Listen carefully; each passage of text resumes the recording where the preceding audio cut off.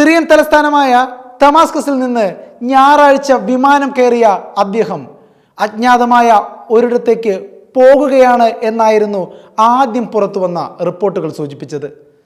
തലസ്ഥാനം വിമതർ പിടിച്ചടക്കിയ വാർത്ത പുറത്തു വന്ന അതേ സമയത്താണ് ബാഷർ അൽ അസദിനെയും വഹിച്ചുകൊണ്ടുള്ള വിമാനം ദമാസ്കസ് അന്താരാഷ്ട്ര വിമാനത്താവളത്തിൽ നിന്ന് പറന്നുയർന്നത്.